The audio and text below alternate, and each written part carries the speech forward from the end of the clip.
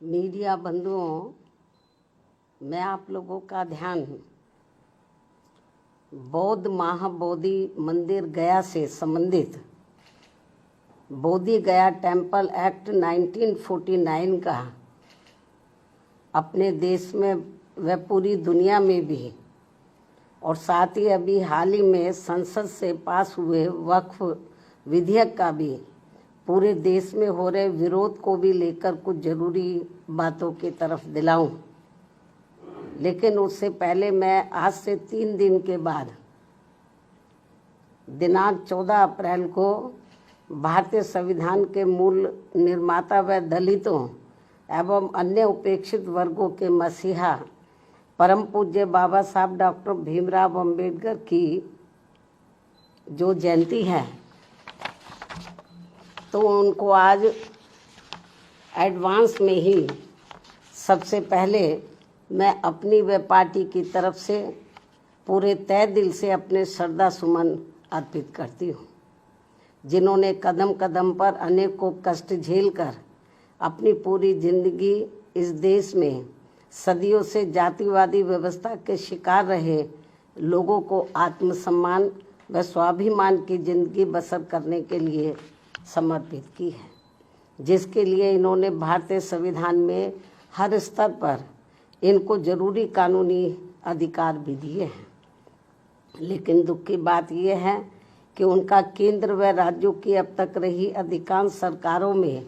अभी तक भी इन्हें पूरा लाभ नहीं मिल पा रहा है, जिसकी खास वजह से ही बाबा साहब डॉक्टर भीमराव अंबेडकर के बताए हुए रास्तों पर चलकर मान्यवर श्री कांशीराम जी ने उनके जन्मदिन के शुभ अवसर पर अर्थात दिनांक 14 अप्रैल सन 1984 को बहुजन समाज पार्टी के नाम से राजनीतिक पार्टी का विधिवत गठन किया और फिर इस पार्टी के जरिए ही पूरे देश में इनके अनुयायियों को अपने पैरों पर खड़े करने का निरंतर प्रयास भी जारी रखा और अभी भी है। जबकि पिछले कुछ वर्षों से कांग्रेस, बीजेपी व अन्य जातिवादी पार्टियां खासकर बाबा साहब के जन्मदिन के मौके पर उनके अनुयायियों के वोटों को लुभाने के लिए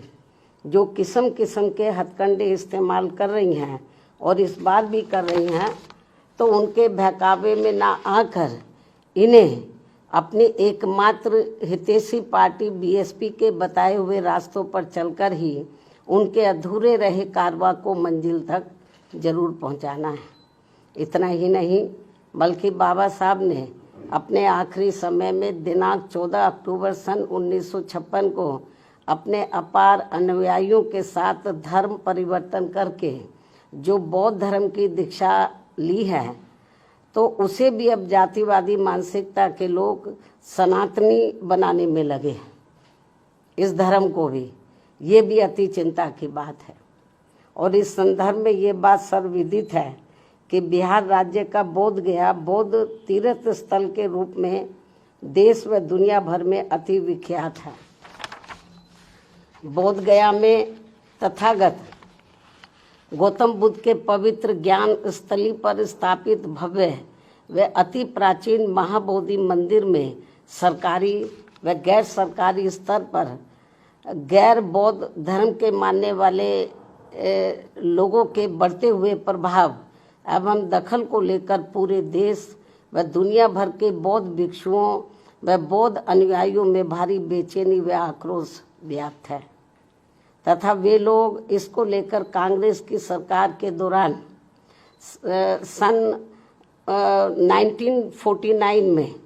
बने बोध गया मंदिर प्रबंधन कानून में जरूरी परिवर्तन की मांग को लेकर शांतिमय ढंग से काफ़ी समय से आंदोलित भी हैं। ये कांग्रेस के समय में ये कानून बना था। उल्लेखनीय है कि देश की आज़ादी के बाद कांग्रेस पार्टी की सरकार द्वारा बिहार में बोध गया मंदिर प्रबंधन के संबंध में जो कानून बनाया गया था, तो उसमें जिला अधिकारी की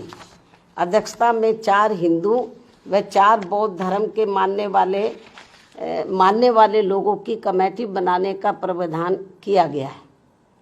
जो पहली नज़र में ही अनुचित, अनावश्यक व भेदभावपूर्ण लगता है।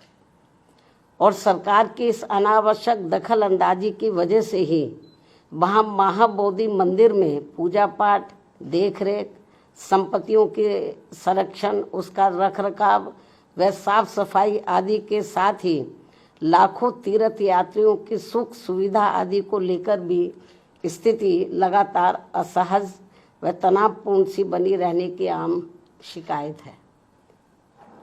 जिसकी वजह से बौद्ध धर्म के मानने वालों की ये मांग है कि महाबोधि मंदिर की पवित्रता को पूरी तरह से बनाए रखने तथा इसकी सही से देखभाल के लिए ये जरूरी है कि मंदिर में पूजा पाठ, उसकी सुरक्षा व संरक्षण आदि की पूरी जिम्मेवारी बौद्ध भिक्षुओं व बौद्ध धर्म के अनुयायियों को ही सौंपी जाए, जो इनकी ये मांग जायज है, जिस पर वर्तमान सरकार को तत्काल उचित ध्यान देना चाहिए।